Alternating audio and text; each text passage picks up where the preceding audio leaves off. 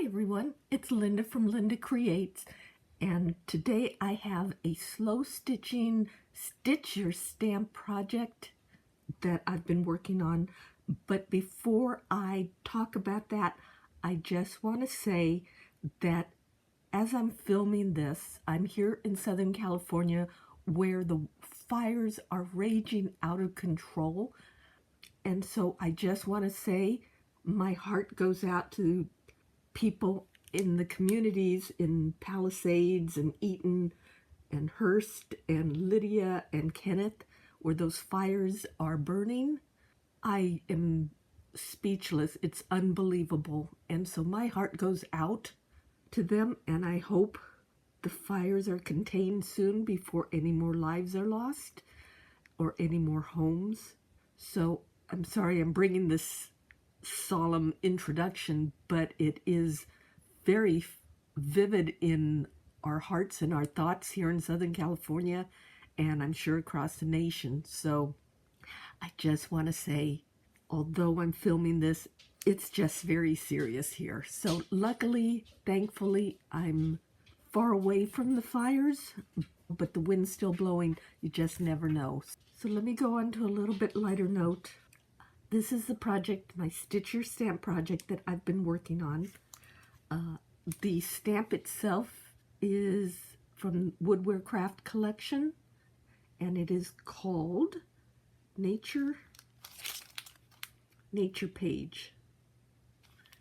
And I loved it because it had this bird in here. I plan to do the butterfly, maybe the thistle in the summertime, and then this cool feather, but I wanted to work with the bird because it's a robin, and robins signify springtime, and so I'm hoping for springtime. And I've stitched it. I've used some vintage thrifted fabric.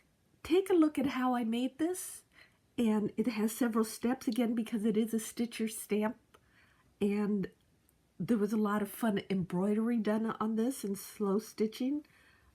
Again, probably 3 different, maybe a few more stitches than that because I did a few on the top part here. But I'm really excited about this bird.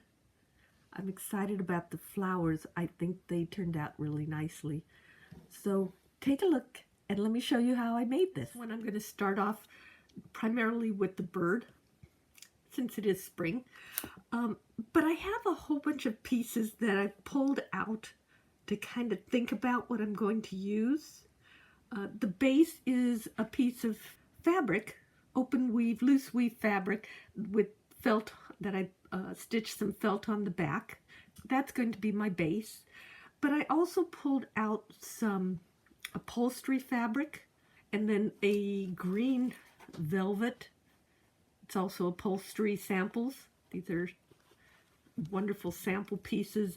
I pulled out some tulle, so don't know if I'm going to use that yet. And then I had pulled this out a while back to use for a Christmas idea. I have some more of it, but instead of using the poinsettia here, I'm going to maybe use this flower, which isn't as Christmassy, and this flower that isn't, and I'll show you what I'm going to do with that. I also have a piece of, it's like a Battenberg edge with the cotton center. And I think I'm going to use this. I just thrifted this recently. It's vintage, and I like the shape of it, so I'm going to use that. I have some vintage, some really silky vintage ribbon. Maybe, maybe not. And this is my favorite. Look at this. These are all thrifted. This is like a, I don't know, I think it's rayon, actually.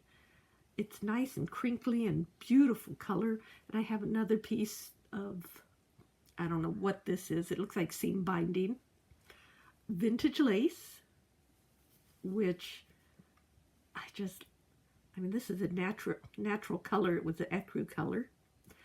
And then my favorite part is, a couple years ago, I thrifted some vintage rayon seam binding, and I don't know if I'm going to use all these colors. This blue won't work, but I love these greenish colors.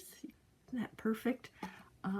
And they're so amazing. I mean, it's like 15 cents for 12 feet of seam binding originally, and super fine rayon. I think this is just amazing. So much fun. They're really fun to work with too, and it just kind of blends in real nicely here.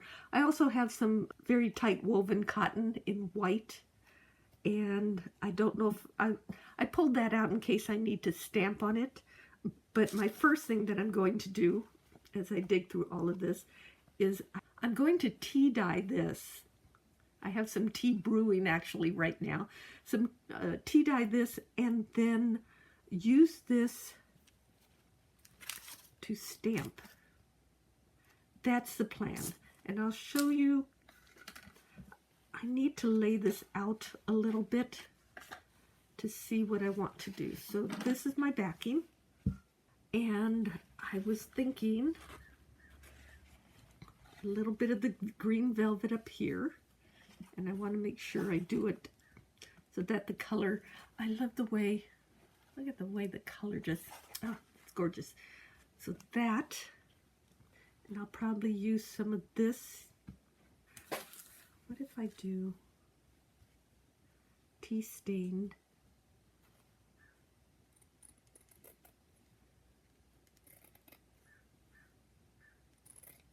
I'm going to go through and fussy cut this out, and if you're a paper crafter, you definitely know about fussy cutting. And if you're a fiber mixed media artist person, you probably know fussy cutting as well. I don't know if I'm going to use this whole piece, but I'm going to cut it out like this.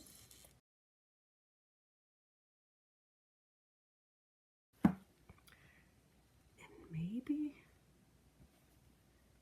yes,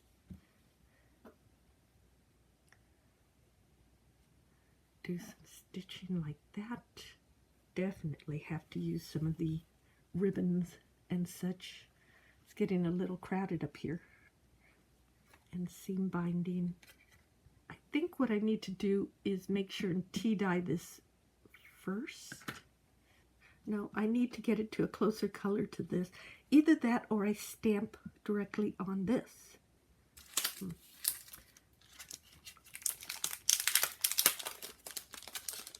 This is by Creative Expressions.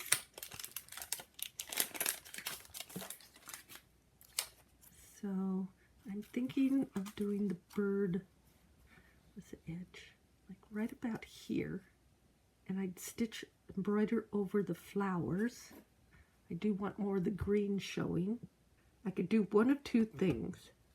I can stamp the bird on this background and then fussy cut it out before I stitch it down, in which case I need to tea dye this to be a closer color to this. Or I can stamp it directly onto the vintage doily and stitch it down and have it be a contrast to this color. Have the flowers coming up, and these won't be stamped. Ribbon can actually go there, and if I use tiny little pin, hard to tell what it'll look like until I start cutting things. Just making a decision, stamping the bird. Okay.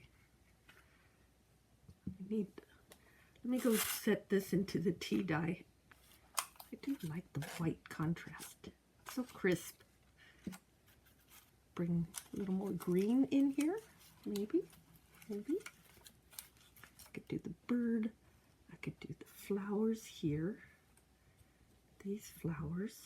I could kind of cut this in half, tea dye half of it, and leave the other one white. I think I'll do that.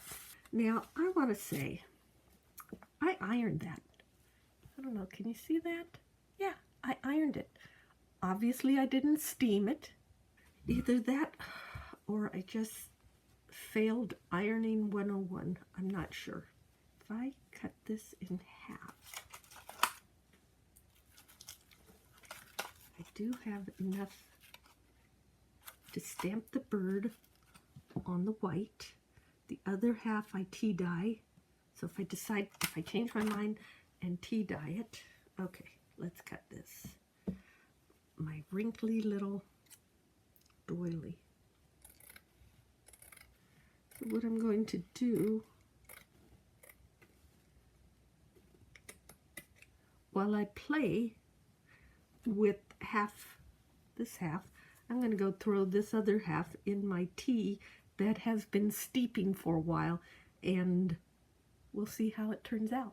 I'll be right back. I literally just a couple of minutes to dip this into the tea. That's the color it came out. Now it's a little yellowy compared to the background fabrics, so I may not use it. This is roughly the idea of what I'm going to do. I had to pull back on some things. I love this vintage lace, but it just didn't work with the white of the doily, so I'm not going to use it. So I'm going to stamp the bird on the white. I'm going to have a little bit of the velvet green up there. The flowers, I'm going to put a fusible backing on it, so that once I fussy cut it out, I could just lay it down. I don't necessarily want the red background. I don't know how much I can control that.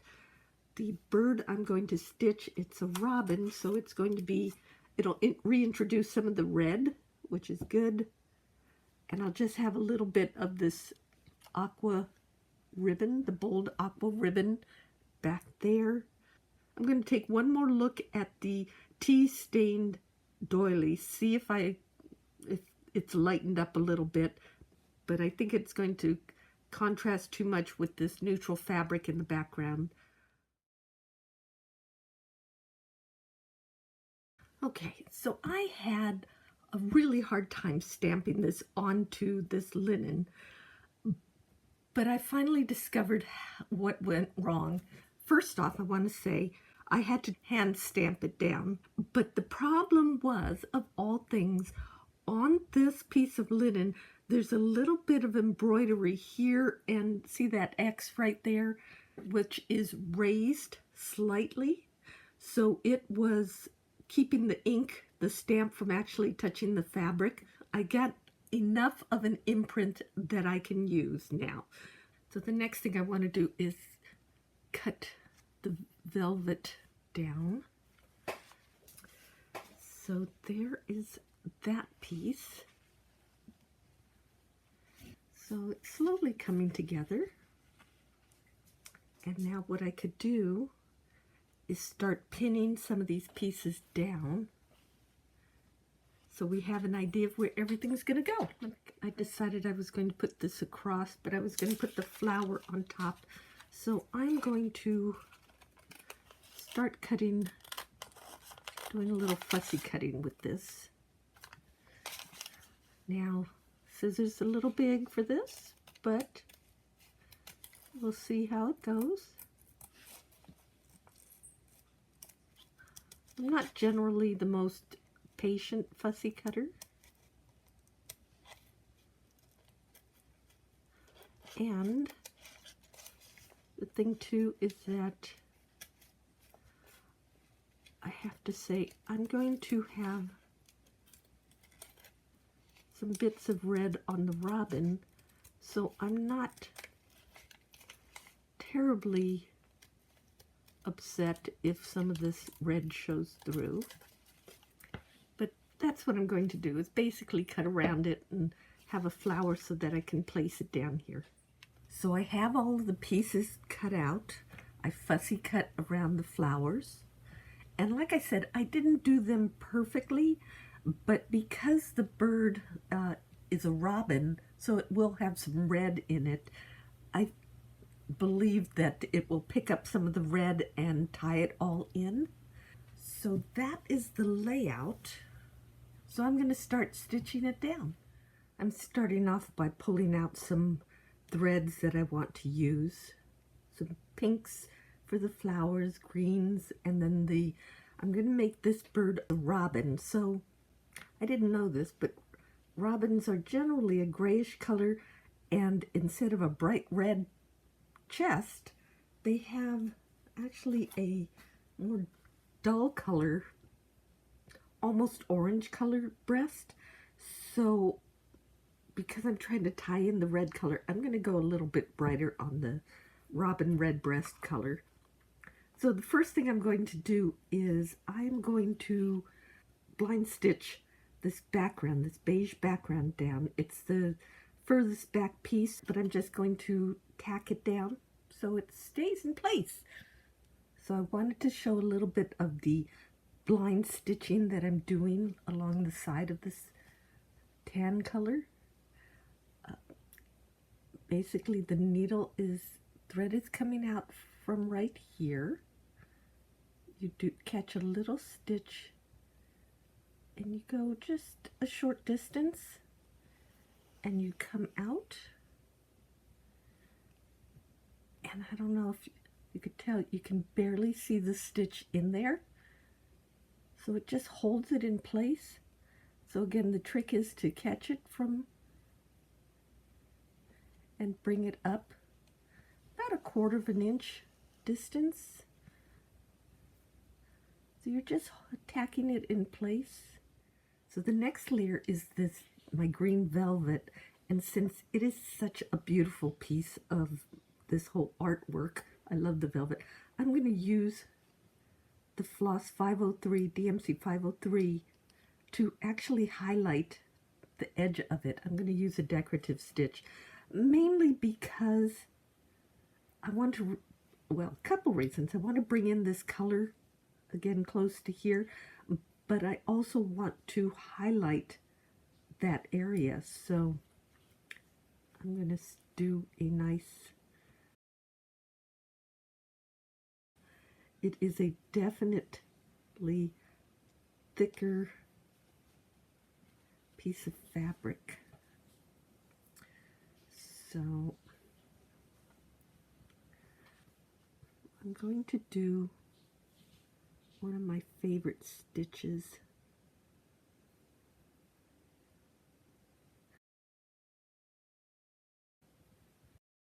It's a feather stitch.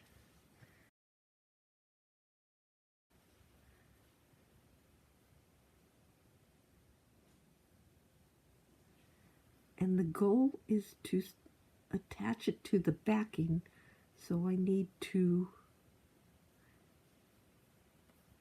catch the fabric in back. I don't know. It's going to be a little bit harder to do it on camera.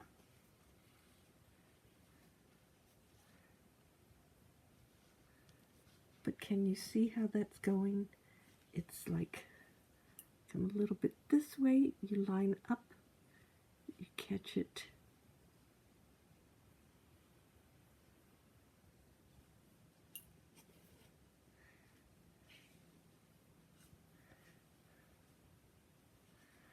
So it creates kind of a Y stitch that goes back and forth, which makes, I just love this stitch. It's my favorite.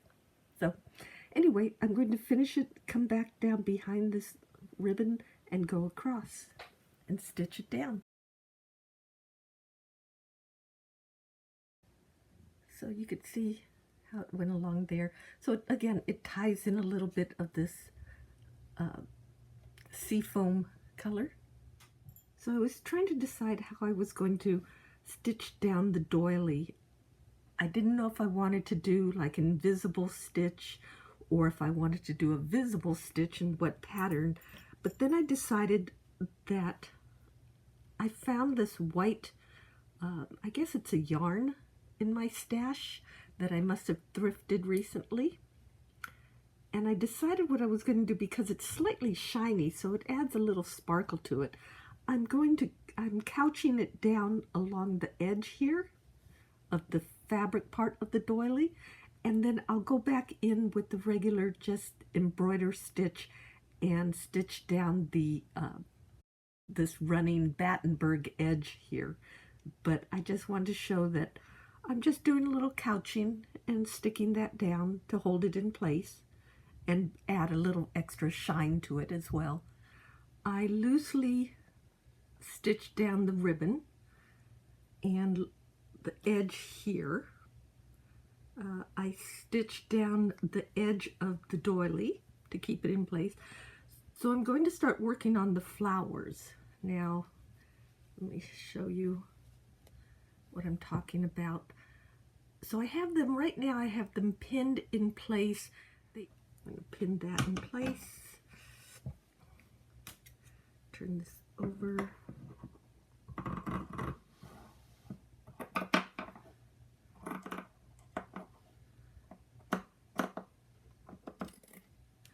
Okay, so I have the bottom part removed. So now you could kind of see where everything's going to go. I could trim the top off a little bit too. I'm going to use that color again, and I'm going to do a blanket stitch after I trim this off. Okay,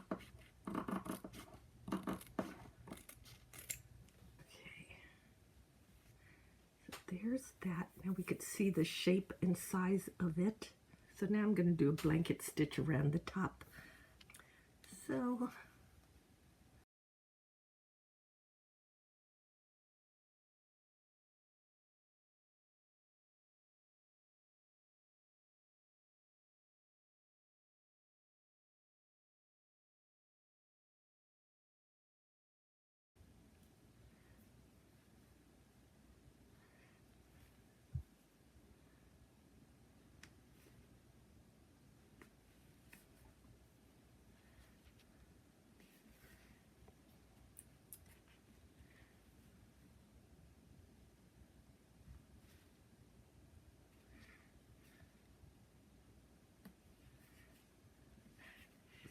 pull it through and you catch it along the top.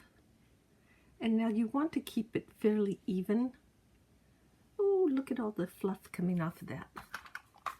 As I get closer, I have a way to fix that or remedy that a little bit. Okay, so now I'm getting to that point where I have all that fluff. So all I'm going to use is a piece of tape, regular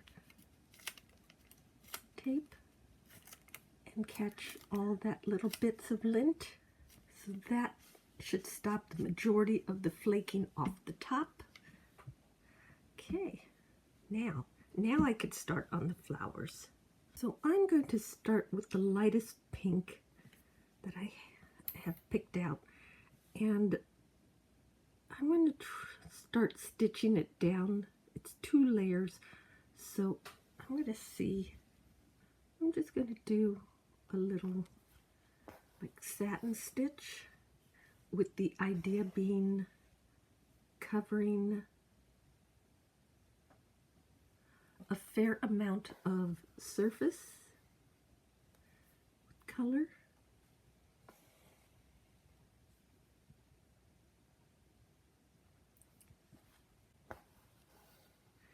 And this, I think, is going to be more of the wonderfully meditative, relaxing stitching. So just doing satin stitches and interchanging colors. Let me bring that up. You can't really tell too much of what I'm doing, but I'm going to do a lot of that kind of stitching. So I finished stitching the flowers for now, the flowers and the leaves, and I didn't stitch everything about them. I kind of wanted the fabric part to show. I'll come back in and do a little more details, but that is the flowers and the leaves. And I added a little bit of some lace up here, but I'm going to finish that part later. So I wanted to start working on the robin. Now let me show you. I did a little research here, and there's a picture of a robin. They're not exactly red chested, they're more of an orangey color, and this one is darker, so it's a male robin. So I am going to choose some darker colors. So I have shades of gray that I'm going to do for the main part of my robin, but instead of that orangey color, I'm going with the really dark red to sort of pick up the reds that are in my piece of fabric to tie in with that. So I'm going to get stitching on that. And just a side note, it is a cold, blustery day here in Southern California, and by cold, it's all relative, but it's about 60 degrees, and that is cold for us here in Southern California. And we're getting our Santa Ana winds, which are usually warm, but not right now. It's cold wind. So it's a perfect day for a cup of tea and some quiet stitching. So relaxing, tucked away, nice and warm and cozy. So it's a little bit of cozy stitching. Okay, let me go ahead and start that. I have been busy stitching away at the robin here, and I tried not to do anything too fancy, and they're generally all straight stitches. It's just a change of color and direction. These were actually very long lazy daisy stitches, and these were just very narrow straight stitches or tight satin stitches. And right now, because this area of the wing was already gray, I'm just using 2 strands of the darker gray and 1 strand of the medium gray just to do some freeform stitching in there to fill in this area. And I just kind of wanted to show what I was doing here. And I'm just doing like really long stitches just to kind of continue the length or the shape of the feathers. But I just wanted to again show the bird as I'm working on it. I found this piece of scrap fabric that the fabric thrift store gave me as little extra leftover scraps, and I thought it would look perfect as a birch tree branch, because the color also doesn't conflict with the neutral in the background. So I've already selected a piece of it, so I'm going to cut it out and applique it down.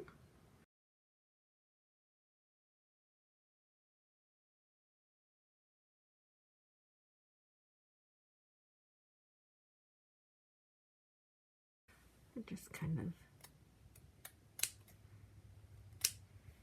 of, okay.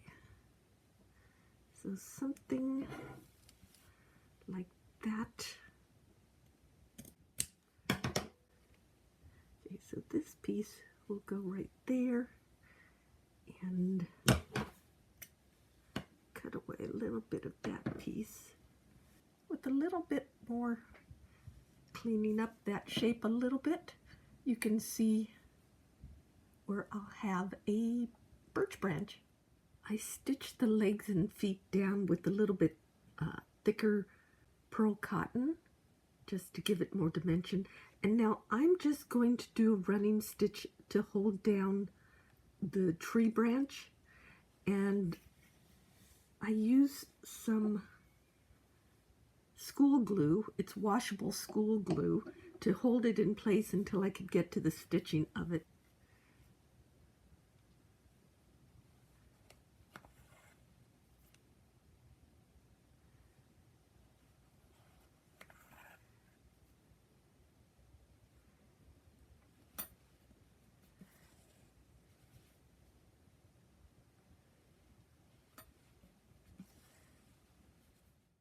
So now what I'm going to do is work on this lace. Tiny bit of pearl cotton or something else, and weave it along that top edge. Oh, that would be pretty. Like pearl cotton. Too bright. Too purpley. What else? Of this color. Let me go through my stash and see if I have any ribbon. So I separate everything by color. And this is my scrap fibers. I have it very muted. I don't know, too purpley.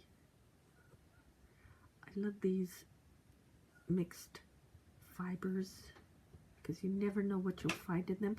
These came from a Facebook Marketplace haul.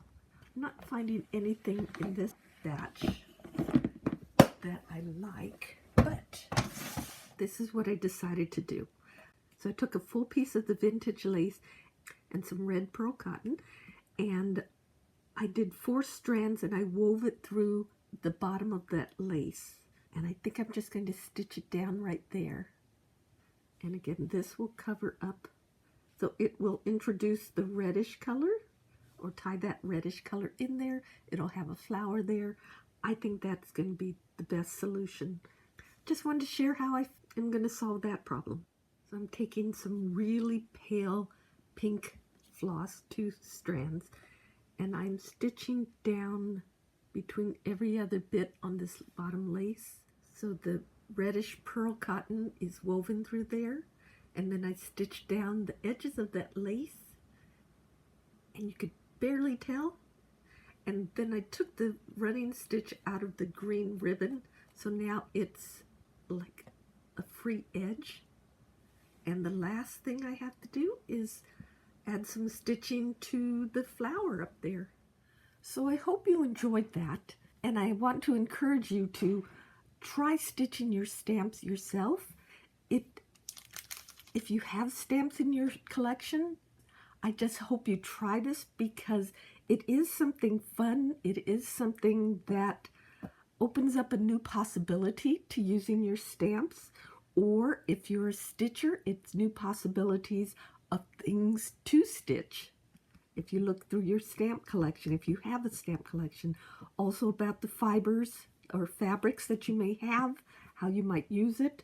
Again, this looked like more of a Christmas fabric, but there were pieces that were just flowers. So I used that to think about things differently.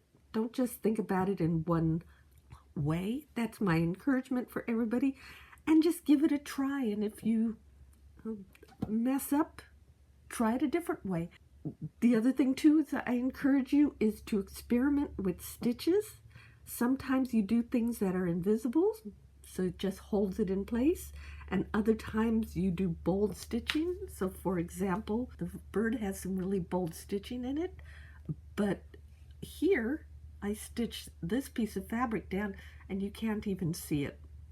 So it all depends on what you want to do, and stitching just brings up a whole new way to embellish your pieces.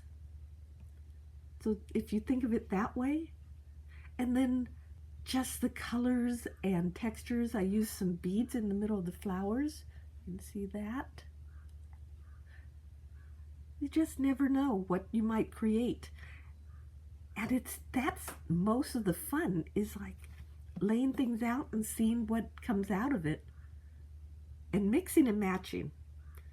Okay, and collecting the vintage stuff. Also lots of fun. So anyway, thank you so much for watching. I hope you enjoyed that. Please like and subscribe, and leave a comment. Let me know if you're trying to stitch your stamps, if you enjoy that. If you enjoy slow stitching, I'm going to do a little more videos on slow stitching and discuss about what that is and how fun it is. So again, thanks for watching, and I will see you in my next video.